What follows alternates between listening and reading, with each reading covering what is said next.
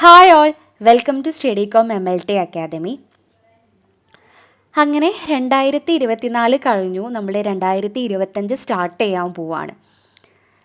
ഒരു ലാബ് ടെക്നീഷ്യനെ സംബന്ധിച്ചിടത്തോളം ഈ 2025 എന്ന് പറയുന്ന വർഷം കൃത്യമായിട്ട് നമ്മൾ യൂട്ടിലൈസ് ചെയ്യുകയാണെങ്കിൽ ഒരു ഗവൺമെൻറ് ജോബ് എന്നുള്ള നമ്മുടെ സ്വപ്നം നമുക്ക് സ്വന്തമാക്കാൻ പറ്റുന്നതാണ്.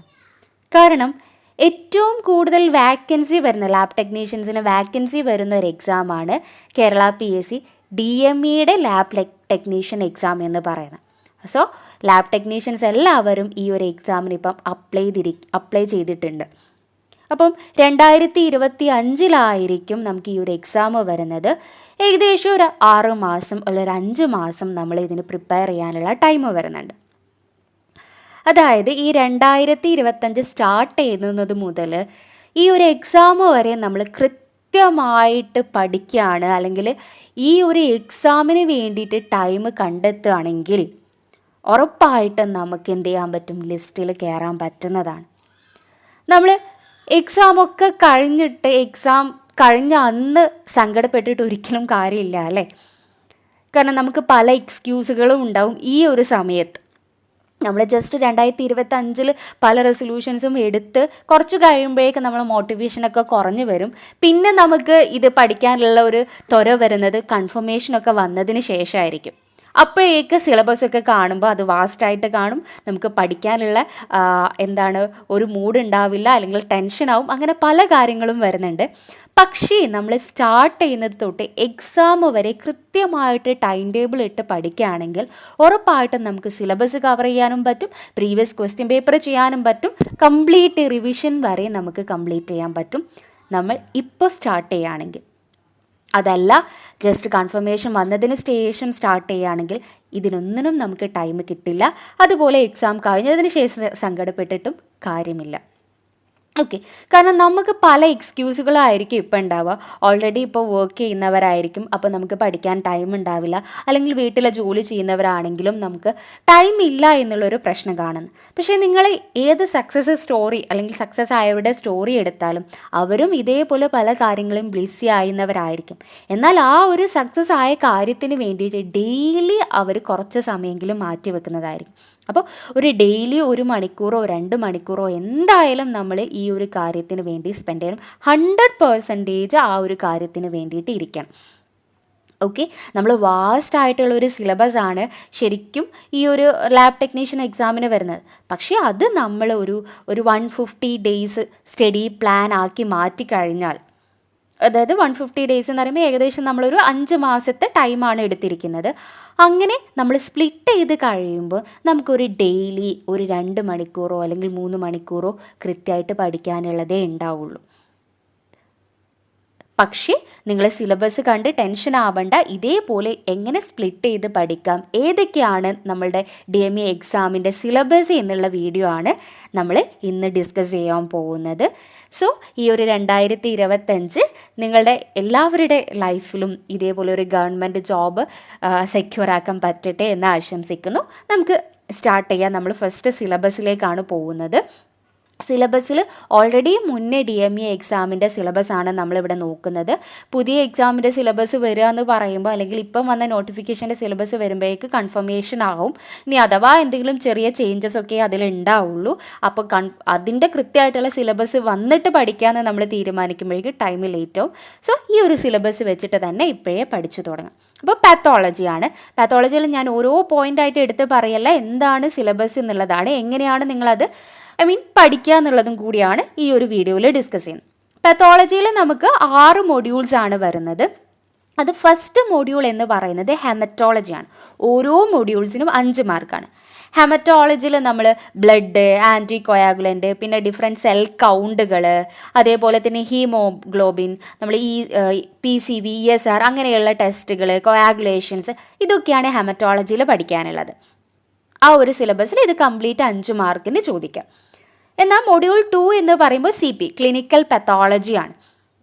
നമ്മൾ യൂറിൻ, CSF, നമ്മുടെ ബോഡി ഫ്ലൂയിഡ്സ്, സെമൻ അനാലിസിസുകളായിരിക്കും ഈ CPയിൽ വരുന്നത്. അതും 5 മാർക്കിനാണ് എക്സാമിന് വരുന്നത്. തേർഡ് മൊഡ്യൂൾ എന്ന് പറയുന്നത് ഹിസ്റ്റോ ടെക്നോളജിയാണ്. ഹിസ്റ്റോ ടെക്നോളജി 5 മാർക്കിനാണ്.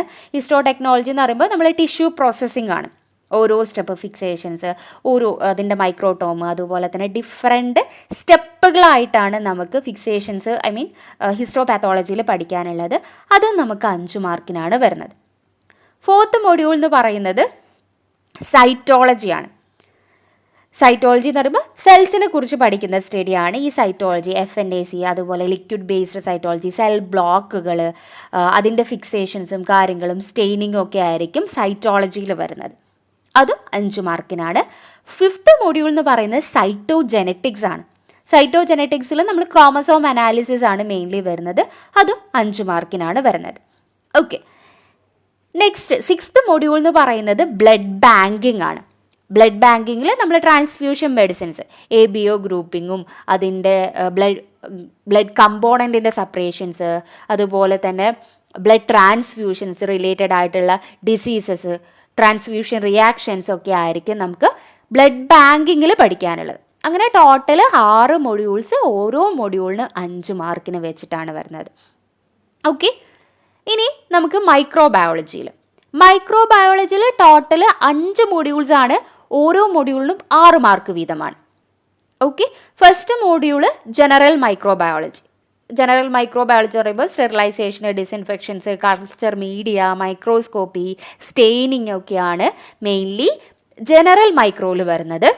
സെക്കൻഡ് മൊഡ്യൂൾ എന്ന് പറയുമ്പോൾ ബാക്ടീരിയോളജി. നമ്മൾ ഓരോ ബാക്ടീരിയയും അതിൻ്റെ ലാബ് ഡയഗ്നോസിസും കാര്യങ്ങളും ഒക്കെ, ഓരോ ഇൻഡിവിജ്വൽ ബാക്ടീരിയ അതിൻ്റെ പ്രോസസ്സിങ്ങും കാര്യങ്ങളൊക്കെയാണ് മെയിൻലി എവിടെ വരുന്നത്, ബാക്ടീരിയോളജിയിൽ വരുന്നത്. ഓക്കെ, മൂന്നാമത്തേത് പാരസൈറ്റോളജിയിൽ പാരസൈറ്റ്സിനെ കുറിച്ചിട്ടുള്ള സ്റ്റഡിയാണ് പാരസൈറ്റോളജി. അതാണ് തേർഡ് മൊഡ്യൂൾ വരുന്നത്. Fourth module virology. ഓരോ വൈറസസിനെ കുറിച്ചിട്ടും ഡീറ്റെയിൽ ആയിട്ട് വരുന്നത് വൈറോളജിയിലാണ്. സോ അങ്ങനെ 5 മൊഡ്യൂളാണ് ഇതിൽ വരുന്നത്, മൈക്രോബയോളജിയിൽ വരുന്നത്. ഓക്കെ, മൈക്രോബയോളജി കഴിഞ്ഞാൽ പിന്നെ നമുക്കുള്ളത് ഏതാണ്, ബയോകെമിസ്ട്രിയാണ്.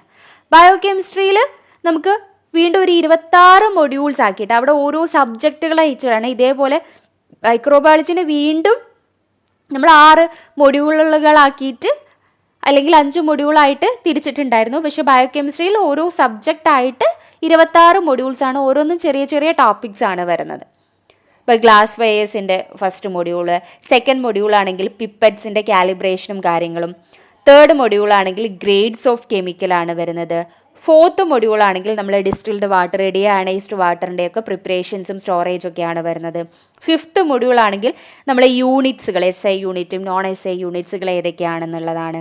സിക്സ്ത് മൊഡ്യൂളാണെങ്കിൽ നമ്മൾ മൊളാരിറ്റി, നോർമാലിറ്റി, അങ്ങനെയുള്ള പെർസെൻറ്റേജ് സൊല്യൂഷൻ, അതിൻ്റെ കാര്യങ്ങളാണ് വരുന്നത്. അതേപോലെ സെവൻത്തിലാണെങ്കിൽ മെയിൻലി നമ്മളുടെ ലാബിൽ വരുന്ന സാമ്പിൾസിൻ്റെ പ്രോസസ്സും കാര്യങ്ങളാണ്, പ്രിപ്പറേഷൻസും കാര്യങ്ങളൊക്കെയാണ് വരുന്നത്. അതേപോലെ സെവൻത്തിൽ തന്നെ യൂറിൻ പ്രിസർവേഷൻ വരുന്നുണ്ട്. എയ്ത്ത് മൊഡ്യൂളിൽ ലാബ് ഇൻസ്ട്രുമെൻറ്റ്സ് ആണ് വരുന്നത്. 9th മൊഡ്യൂളിലാണെങ്കിൽ നമ്മൾ റേഡിയോ ആക്ടിവിറ്റിയാണ്. 10th മൊഡ്യൂളിലാണെങ്കിൽ ബഫർ സൊല്യൂഷൻസും കാര്യങ്ങളാണ്. അതുപോലെ pH, ബോഡി സിസ്റ്റം ബഫറൊക്കെയാണ് 10th മൊഡ്യൂളിൽ വരുന്നത്. പിന്നെ അതേപോലെ തന്നെ ഓസ്മോസിസ്, ഡയാലിസിസ് ഒക്കെ 10th മൊഡ്യൂളാണ്. 11th മൊഡ്യൂളിൽ കാർബോഹൈഡ്രേറ്റിൻ്റെയും പ്രോട്ടീൻ്റെയും ലിപ്പിഡ്സിൻ്റെ ഒക്കെ ഡയജഷനാണ് വരുന്നത്. 12th മൊഡ്യൂളിൽ കാർബോഹൈഡ്രേറ്റിൻ്റെ ഇതിൻ്റെ എല്ലാം പ്രോട്ടീൻസിൻ്റെയും ലിപ്പിഡ്സിൻ്റെയൊക്കെ കെമിസ്ട്രിയാണ്. പിന്നെ അതിൻ്റെ മെറ്റബോളിസം വരുന്നുണ്ട്. അതേപോലെ തന്നെ വൈറ്റമിൻസിൻ്റെത്, ഹീമോഗ്ലോബിൻ്റെ ഫങ്ഷൻസും കാര്യങ്ങളൊക്കെ വരുന്നത് എവിടെയാണ്, 12th മൊഡ്യൂളിലാണ്. പിന്നെ 13ാമത്തെ മൊഡ്യൂളിൽ എൻസൈംസ് ആണ്. എൻസൈം അതിൻ്റെ ക്ലാസിഫിക്കേഷൻസ്, അതിൻ്റെ ആക്ടിവിറ്റി ഡിറ്റർമിനേഷൻസും ഡിഫറെൻറ്റ് ടൈപ്പ് ഓഫ് എൻസൈംസ് ഒക്കെ നമ്മൾ 13ാമത്തെ മൊഡ്യൂളിലാണ് വരുന്നത്. 14ാമത്തെ മൊഡ്യൂൾ എന്ന് പറയുമ്പോൾ ഹോർമോൺസ് ആണ്. 15ാമത്തെ മൊഡ്യൂൾ എന്ന് പറയുമ്പോൾ മോളിക്കുലാർ ബയോളജി ആണ്. 16ാമത്തെ മൊഡ്യൂൾ എന്ന് പറയുന്നത് യൂറിൻ, അതിൻ്റെ അബ്നോർമാലിറ്റി, കെമിക്കൽ ക്വാണ്ടിറ്റേറ്റീവ് ടെസ്റ്റുകളും കാര്യങ്ങളൊക്കെ 16ാമത്തെ മൊഡ്യൂളിൽ. 17 ഗ്യാസ്ട്രിക് ഫങ്ഷൻസ് അല്ലെങ്കിൽ ഗ്യാസ്ട്രിക് ജ്യൂസിൻ്റെ അനാലിസിസും കാര്യങ്ങളും വരുന്നുണ്ട്. 18ാമത്തെ മൊഡ്യൂളിൽ കാലിക്കുല, യൂറിനറി കാലിക്കുലയാണ് വരുന്നത്. 19ാമത്തെ മൊഡ്യൂളിൽ ഇലക്ട്രോഫോറസിസ് ആണ് വരുന്നത്. 20ാമത്തെ മൊഡ്യൂളിൽ ക്രമറ്റോഗ്രഫി, 21 നമ്മുടെ മെയിൻലി ആൻറ്റിജൻ, ആൻറ്റിബോഡി, ഇമ്മ്യൂണോഗ്ലോബുലിൻസ് ഒക്കെയാണ് വരുന്നത്. 22ാമത്തെ മൊഡ്യൂളിൽ നമ്മൾ ലാബ് ടെസ്റ്റ്, ഒരു ലിവർ ഫംഗ്ഷൻ ടെസ്റ്റുകളിലെ kidney function test, gastro intestinal function, എല്ലാ ഫംഗ്ഷൻ ടെസ്റ്റുകളാണ് വരുന്നത്. 23 എന്ന് പറയുന്നത് ടോക്സിക്കോളജിയാണ്. 24 എന്ന് പറയുന്നത് നമ്മളെ ലാബിൻ്റെ ഓർഗനൈസേഷനും മാനേജ്മെൻറ്റും ആണ്. 25 ഓട്ടോമേഷനാണ്. 26 QC ക്വാളിറ്റി കൺട്രോളാണ്. ഞാൻ ഓരോ പോയിൻ്റായിട്ട് എടുത്ത് പറഞ്ഞില്ല, ജസ്റ്റ് ആ സിലബസ് ഇത് നിങ്ങൾ ജസ്റ്റ് സ്ക്രീൻഷോട്ട് എടുത്ത് മാറ്റി വെച്ചാൽ മതി, അല്ലെങ്കിൽ നിങ്ങൾക്ക് ഗൂഗിളിൽ നിന്ന് ഡൗൺലോഡ് ചെയ്യാനും പറ്റും. ഓക്കെ, സോ ഇനി നമ്മൾ സിലബസ് കണ്ടു. ഇനി നമ്മുടെ സ്റ്റഡി പ്ലാനാണ്. നമ്മൾ ഇപ്പം ഒരു സിലബസ് അല്ലെങ്കിൽ നമ്മൾ പ്രിൻ്റ് എടുത്ത് കയ്യിൽ വെക്കുമ്പം ഇത്രയും കാര്യം നമ്മൾ പഠിച്ച് തീർക്കാനുണ്ട് എന്ന് വിചാരിക്കുമ്പം ഓൾറെഡി ഇത് നടക്കില്ല, നമുക്ക് പരിപാടി എക്സാം ആകുമ്പോഴേക്ക് എന്തായാലും പഠിച്ച് തീരില്ല എന്നായിരിക്കും നമ്മൾ ചിന്തിക്കുന്നത്. പക്ഷേ നിങ്ങളൊരു കാര്യം ചെയ്യുക, നിങ്ങളിത് തീർക്കേണ്ടത് ഇന്നോ നാളെയോ അല്ലെങ്കിൽ ഒരാഴ്ച കൊണ്ടോ ഒരു മാസം കൊണ്ടോ അല്ല. നമുക്ക് പഠിക്കാൻ ഒരു 5 മാസം അല്ലെങ്കിൽ 6 മാസം ഉണ്ടെങ്കിൽ അതിനെ നമ്മൾ സ്പ്ലിറ്റ് ചെയ്തിട്ട് വരുമ്പം ഒരു ദിവസം പഠിക്കാൻ കുറച്ച് പോർഷനേ വരുന്നുള്ളൂ. അത് നന്നായിട്ട് പഠിക്കുകയും വേണം, കൃത്യമായിട്ട് പഠിക്കുകയും അതിനെ റിവൈസ് ചെയ്യുകയും ചെയ്താൽ നമുക്ക് എക്സാമിന് അത് യൂസ്ഫുൾ ആവും. അപ്പം നമുക്ക് ജസ്റ്റ് ഒന്ന് ഡിവൈഡ് ചെയ്ത് നോക്കുക. 150 ഡേയ്സ് എന്ന് പറയുമ്പോൾ 5 മാസത്തെ സ്റ്റഡി പ്ലാനിൽ നമുക്ക് എന്ത് ചെയ്യുക, ഓരോ 50 ഡേയ്സും ഓരോ സബ്ജക്റ്റിന് കൊടുക്കാം. നമുക്കിവിടെ 3 സബ്ജക്റ്റ് അല്ലേ ഉള്ളത്. യെസ്, പാത്തോളജിക്ക് ഒരു 50 ഡേയ്സ് കൊടുത്തു, മൈക്രോക്ക് ഒരു 50 ഡേയ്സ് കൊടുത്തു, ബയോക്ക് ഒരു 50 ഡേയ്സ് കൊടുത്തു. അങ്ങനെ സ്പ്ലിറ്റ് ചെയ്തപ്പോൾ പിന്നെ ആ 50 ഡേയ്സിനെ നമ്മൾ വീണ്ടും മൊഡ്യൂൾ വൈസ് സ്പ്ലിറ്റ് ചെയ്യാണ്. നമുക്ക് പാത്തോളജിയിൽ ശരിക്കും 6 മൊഡ്യൂളായിരുന്നു, നമ്മൾ അതിനെ 5 ആക്കി മാറ്റി. സൈറ്റോളജി ആൻഡ് സൈറ്റോജനറ്റിക്സിനെ ഒരുമിച്ച് വെച്ചിട്ട് അങ്ങനെ ടോട്ടൽ 5 മൊഡ്യൂൾസിന് ഓരോ മൊഡ്യൂളിനും 10 ദിവസമുണ്ട്. അതായത് ഹെമറ്റോളജി എന്ന് പറയുന്ന സബ്ജക്റ്റ് നമുക്ക് കംപ്ലീറ്റ് പഠിക്കാൻ ഒരു ദിവസം നമ്മൾ അത് മാത്രമാണ് പഠിക്കുന്നെങ്കിൽ പോലും, വേറെ സബ്ജക്റ്റ് ഒന്നും എടുക്കുന്നില്ലെങ്കിൽ പോലും 10 ദിവസം കൊണ്ട് നമ്മൾ ആ ഹെമറ്റോളജി കവർ ചെയ്താൽ മതി. അതും നമുക്കറിയാം, ഹെമറ്റോളജി എന്നുള്ളത് നമ്മളൊരു എക്സാമിന് ഓൾറെഡി ഇപ്പോൾ BSc MLT ADMLT കഴിഞ്ഞ ഒരാളാണെങ്കിൽ അങ്ങനെയല്ല, നമ്മൾ രണ്ടും പ്രിപ്പറേഷൻ വ്യത്യാസമുണ്ട് അല്ലേ. കാരണം എന്താ, അവിടെ നമ്മൾ തിയറി ആയിട്ടായിരുന്നു എഴുതത്, അപ്പം പ്രൊസീജിയേഴ്സ് വൈസും കാര്യങ്ങളൊക്കെ നമ്മൾ പഠിച്ചു പോകേണ്ടിയിരുന്നു. ഇവിടെ നമ്മൾ പഠിക്കേണ്ടത് മെയിൻ പോയിൻറ്റ്സുകളായിരിക്കും. ഒരു PSc എക്സാമിന് എങ്ങനെ വരും ആ രീതിയിലാണ് നമ്മൾ പ്രാക്ടീസ് ചെയ്യേണ്ടത്, പഠിക്കേണ്ടത്. അതിന് നിങ്ങൾ എന്താ ചെയ്യേണ്ടത്, ആ ഒരു സബ്ജക്റ്റ് റിലേറ്റഡ് ആയിട്ടുള്ള ക്വസ്റ്റ്യൻസ് പ്രാക്ടീസ് ചെയ്യുക, PSCയിൽ ചോദിച്ചിട്ടുള്ള പ്രീവിയസ് ക്വസ്റ്റ്യൻസ് പ്രാക്ടീസ് ചെയ്യുക എന്നുള്ളതൊക്കെയാണ് മെത്തേഡ് ഓഫ് സ്റ്റഡിങ് എന്ന് പറയുന്ന ഒരു PSc എക്സാമിന് സ്റ്റഡി ചെയ്യേണ്ടത്. അതല്ലാണ്ട് കുറേ പ്രൊസീജിയർ ബൈ ഹാർട്ട് ചെയ്യുക അങ്ങനെയുള്ള കാര്യമല്ല പഠിക്കേണ്ടത്. ഓക്കെ, അപ്പോൾ നമ്മളിങ്ങനെ സ്പ്ലിറ്റ് ചെയ്യുമ്പോൾ ഹെമറ്റോളജി പഠിക്കാൻ 10 ദിവസമുണ്ട്. അപ്പോൾ നിങ്ങൾ എന്ത് ചെയ്യുക, ഹെമറ്റോളജി എന്നുള്ള സിലബസ് എടുത്തിട്ട് 10 ഡിവൈഡ് ചെയ്തിട്ട് ഒരു പോർഷൻ മാത്രം ഒരു ദിവസം പഠിക്കാം. ഓക്കെ, അങ്ങനെയാണെങ്കിൽ മൈക്രോബയോളജിക്ക് അതേപോലെ 5 സിലബസ് ആണുള്ളത്. ഓരോ മൊഡ്യൂൾസ് പഠിക്കാനും, ഇപ്പോൾ മൈക്രോബയോളജിയും ബാക്ടീരിയോളജി പഠിക്കാനും മൈക്കോളജി പഠിക്കാനും 10 ദിവസം നമ്മളുടെ കയ്യിലുണ്ട്. അത് മാത്രം പഠിക്കുകയാണെങ്കിൽ, വേറെ ഒന്നും എടുക്കുന്നില്ല, ഒരു ദിവസം ആ ഒരു സബ്ജക്റ്റ് മാത്രം പഠിക്കുകയാണെങ്കിലും നമുക്ക് ഇപ്പോൾ മൈക്കോളജി 10 ദിവസം കൊണ്ട് തീർത്താൽ മതി, അല്ലെങ്കിൽ ബാക്ടീരിയോളജി 10 ദിവസം കൊണ്ട് തീർത്താൽ മതി. ഇപ്പോൾ ബയോകെമിസ്ട്രി എടുക്കുകയാണെങ്കിൽ ഇവിടെ ടോട്ടൽ 26 മൊഡ്യൂളാണ്. നമ്മൾ 25 മൊഡ്യൂളായിട്ട് കണക്കാക്കുമ്പോൾ ഓരോ ചെറിയ മൊഡ്യൂൾസ് പഠിക്കണം. നമുക്കറിയാം എല്ലാം ചെറിയ ചെറിയ മൊഡ്യൂൾസ് ആയിരുന്നു അല്ലേ. അത് പഠിക്കാനും നമുക്ക് 2 ദിവസം വെച്ചിട്ടുണ്ട്. അപ്പോൾ ഇങ്ങനെ പഠിക്കുമ്പോൾ നിങ്ങൾ നോക്കിക്കേ, ഇന്ന് എന്നുള്ള ഒരു ദിവസം എടുക്കുകയാണെങ്കിൽ ഇന്ന് എനിക്ക് ഹെമറ്റോളജിനെ 10 ഡിവൈഡ് ചെയ്തിട്ട് ഒരു പോർഷൻ ഞാൻ പഠിച്ചാൽ മതി. അങ്ങനെ ദിവസം പഠിച്ചാൽ തന്നെ നമ്മളെ എക്സാം ആകുമ്പോഴേക്ക് കംപ്ലീറ്റ് സിലബസും നമ്മൾ ക്ലിയർ ചെയ്ത് പോകും. ഇനി നമുക്ക് ഒരു സബ്ജക്റ്റ് തന്നെ പഠിക്കാൻ മടിയാണ്, അല്ലെങ്കിൽ നമുക്ക് ഒന്നിൽ കൂടുതൽ സബ്ജക്റ്റ് പഠിക്കാൻ ഇഷ്ടമാണ്, അല്ലെങ്കിൽ ഒരു ദിവസം നമ്മൾ 3 സബ്ജക്റ്റും വെച്ച് പഠിക്കുകയാണെങ്കിൽ നമ്മൾ ഹെമറ്റോളജി എന്നുള്ള പോർഷനെ 30 ദിവസമായിട്ട് ഡിവൈഡ് ചെയ്താൽ മതി. നമ്മളിപ്പോൾ ഓൾറെഡി 50 ദിവസം എന്നുള്ള രീതിയിലാണ് കണക്കാക്കിയത്. ഒരു ദിവസം ആ സബ്ജക്റ്റ് മാത്രം പഠിക്കുകയാണെന്നുള്ള രീതിയിലാണ്. പക്ഷേ 3 സബ്ജക്റ്റും നമ്മൾ ഒരു ദിവസം പഠിക്കുന്നുണ്ട് എങ്കിൽ നിങ്ങൾ എന്ത് ചെയ്താൽ മതി, യെസ്, ആ ഒരു ഹെമറ്റോളജിനെ 30 ദിവസമാക്കി മാറ്റാം. പക്ഷേ 3ഉം പഠിക്കണം. മൈക്രോബയോളജിനെയും 30 ദിവസമാക്കി മാറ്റിയിട്ട് 3 സബ്ജക്റ്റും എന്ത് ചെയ്യുക, ഒരു ദിവസം പഠിക്കുക. ഓക്കെ, അങ്ങനെ പഠിച്ചാലും മതി. എങ്ങനെയാണോ നിങ്ങൾക്ക് കൺവീനിയൻ്റ് ആയത് ആ രീതിയിൽ പഠിച്ചാൽ. ഇവിടെ നമുക്ക് മനസ്സിലാക്കേണ്ടത് ഒരു ദിവസം കുറച്ച് പഠിച്ചാൽ തന്നെ നമുക്ക് എക്സാം ആകുമ്പോഴേക്ക് ഇത് കവർ ചെയ്യാനും പറ്റും. പിന്നെ ഇത് കൺസിസ്റ്റൻ്റ് ആയിട്ട് ചെയ്യണം എന്നുള്ളതാണ്. നമ്മൾ ദിവസം ഇത് ചെയ്യുന്നില്ലെങ്കിൽ നമ്മൾ ടൈം ടേബിൾ തെറ്റും. പിന്നെ ഓരോ ദിവസവും ടോപ്പിക്കുകൾ കൂടി വരും. നിങ്ങളായിട്ട് നിങ്ങൾക്ക് ഓക്കെ ആയിട്ടുള്ള മെത്തേഡിൽ പഠിക്കുക.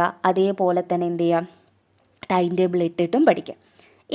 ഇനി ഒരു കാര്യം കൂടി, നമ്മൾ ഏതെങ്കിലും ഒരു PSC ക്വസ്റ്റ്യൻ പേപ്പർ, അതായത് നമ്മളെ ലാബ് റിലേറ്റഡ് ആയിട്ടുള്ളൊരു പ്രീവിയസ് ക്വസ്റ്റ്യൻ പേപ്പർ എടുത്തിട്ട് നമ്മളത് ഡെയിലി വർക്കൗട്ട് ചെയ്യുക എന്നുള്ളതാണ്. ഇപ്പം നമ്മുടെ കയ്യിൽ കുറച്ച് ക്വസ്റ്റ്യൻ പേപ്പറേ ഉള്ളെങ്കിൽ കൂടി നമ്മളത് വീണ്ടും വീണ്ടും വർക്കൗട്ട് ചെയ്യുക എന്നുള്ളത്. ഡെയിലി ഏതെങ്കിലും ഒരു ക്വസ്റ്റ്യൻ പേപ്പർ വർക്കൗട്ട് ചെയ്യണം. കാരണം നമ്മൾ എത്ര പഠിച്ചാലും നമുക്കത് മറന്നു പോവുക എന്നുള്ളത് സ്വാഭാവികമാണ്. എന്ത് കാര്യം നമ്മൾ പഠിച്ചാലും നമ്മളത് മറന്നു പോകുന്നുള്ളത്. അപ്പോൾ ചിലപ്പോൾ നമ്മൾ ഈ പറഞ്ഞ പ്ലാനിൽ മൊത്തം നമ്മൾ എക്സാം വരെ പഠിച്ചു, പക്ഷെ ഒരു ടോപ്പിക്കും നമ്മൾ റിവൈസ് ചെയ്തിട്ടില്ല, ഡെയിലി പഠിച്ചു പോയിട്ടുണ്ട്. അതുകൊണ്ട് ഒരു കാര്യവുമില്ല. കാരണം നമ്മൾ റിവിഷൻ എന്നുള്ളത് ഇമ്പോർട്ടൻറ്റ് പാർട്ടാണ്, നമ്മൾ മറന്നു പോകും. നെക്സ്റ്റ് നിങ്ങൾ ചെയ്യേണ്ടത് റിവിഷനാണ്. അതെങ്ങനെയാണ് റിവിഷൻ ചെയ്യേണ്ടത്? നമുക്കൊക്കെ പറ്റുന്നൊരു മിസ്റ്റേക്ക് അല്ലേ, നമ്മൾ ഡെയിലി പഠിച്ചു പോകും. പഠിച്ചതിട്ട് എവിടെ എഴുതി വെക്കുകയില്ല. പിന്നെ അന്ന് പഠിച്ചത് എന്തായിരുന്നു നമുക്ക് ഓർമ്മയുണ്ടാവില്ല. ഏതാ റിവൈസ് ചെയ്യേണ്ട ടോപ്പിക്കെന്ന് നമുക്ക് ഓർമ്മയുണ്ടല്ലോ. കുറേ പഠിച്ചു റിവിഷൻ ചെയ്യാത്തതുകൊണ്ട് ആ ടോപ്പിക്കും മറന്നുപോയി, ഏതാ ടോപ്പിക്കെന്ന് തന്നെ നമുക്ക് ഓർമ്മയില്ലാത്ത അവസ്ഥയിലേക്കായി. അപ്പം നിങ്ങൾ എന്താ ചെയ്യേണ്ടത്? ഇതേപോലെ ഒരു പേപ്പർ എടുത്ത് വെക്കുക, എന്നിട്ട് ഇതുപോലൊരു ടേബിൾ ഉണ്ടാക്കി വെക്കുക. നിങ്ങൾ ഏത് ടോപ്പിക്കാണോ, ഇന്ന് ചിലപ്പം നമുക്ക് നമ്മൾ പ്ലാൻ ചെയ്ത ടോപ്പിക് ഒന്നും നടന്നിട്ടുണ്ടാവില്ല. ഒരു 3 ടോപ്പിക്ക് നമ്മൾ പ്ലാൻ ചെയ്തിട്ടുണ്ടെങ്കിൽ ഒരൊറ്റ ടോപ്പിക്കേ പഠിച്ചിട്ടുണ്ടാവുള്ളൂ എന്ന് വിചാരിക്കാം. എന്നാലും ആ ഒരു ടോപ്പിക് നിങ്ങൾ പഠിച്ചു കഴിഞ്ഞാൽ അപ്പം ഈ ഒരു പേപ്പറിൽ എഴുതി വെക്കുക. എന്നിട്ട് എന്നാണ് അത് പഠിച്ചത് ഡേറ്റും കൂടി ഇടുക. അങ്ങനെ ഡെയിലി ഇങ്ങനെ പഠിച്ചത് നിങ്ങൾ എഴുതി പോകുമ്പോൾ നിങ്ങൾക്ക് ആ പേപ്പർ ഇങ്ങനെ നിറഞ്ഞ് കൂടി വരും.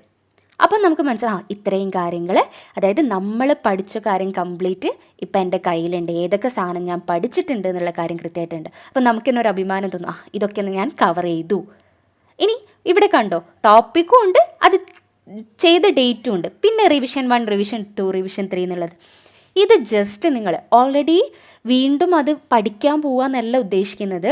നിങ്ങൾ ടോപ്പിക്ക് ചെയ്ത് വെച്ചും നോട്ട് ഉണ്ടാക്കി വെച്ചും കാര്യം ഉണ്ടാവും. അത് ജസ്റ്റ് ഒന്ന് ചിലപ്പം പിറ്റേ ദിവസം അല്ലെങ്കിൽ ഒരു 3-4 ദിവസം കഴിഞ്ഞിട്ട് ഒന്ന് വായിച്ചു നോക്കുക, നിങ്ങൾക്ക് ഓർമ്മയുണ്ടോ നോക്കുക. അങ്ങനെ ജസ്റ്റ് ഒന്ന് വായിച്ചു നോക്കിയിട്ടുണ്ടെങ്കിൽ അത് എന്നാണോ വായിച്ചു നോക്കിയെന്നുള്ളത് റിവിഷൻ 1 കൊടുക്കുക. പിന്നെ അത് ചിലപ്പം കുറച്ച് കഴിഞ്ഞിട്ട് വീണ്ടും ഒരാഴ്ച കഴിഞ്ഞിട്ട് വീണ്ടും വായിച്ചു നോക്കുമ്പോൾ റിവിഷൻ 2 ഡേറ്റ് ആയിട്ട് കൊടുക്കുക. അപ്പം നിങ്ങളുടെ കയ്യിൽ നിങ്ങൾ ഇന്ന് തൊട്ട് 2025 ജാനുവരി 1 തൊട്ടിട്ട്, അല്ലെങ്കിൽ നാളെ തൊട്ടിട്ട് നിങ്ങൾ സ്റ്റാർട്ട് ചെയ്യുകയാണെങ്കിൽ നാളെ തൊട്ടിട്ട് ഈ ഒരു ടോപ്പിക്കുകൾ എഴുതി വെക്കുന്നു, അതെന്നാ ചെയ്തതെന്ന് എഴുതി വെക്കുന്നു. പിന്നെ എപ്പോഴെങ്കിലും നമുക്ക് ടൈം കിട്ടുമ്പം, ചിലപ്പം നമ്മൾ കുറേ റിവിഷൻ എന്ന് പറയുന്നത് കുറേ ടൈം വേണ്ട, 5 മിനിറ്റ് മതി. പക്ഷേ ആ ഒരു 5 മിനിറ്റിന് ഭയങ്കര എഫക്റ്റ് ഉണ്ടാവും ഈ റിവിഷന്. നമ്മൾ പഠിക്കാൻ ഒരു 2 മണിക്കൂർ വേണ്ടി വരും.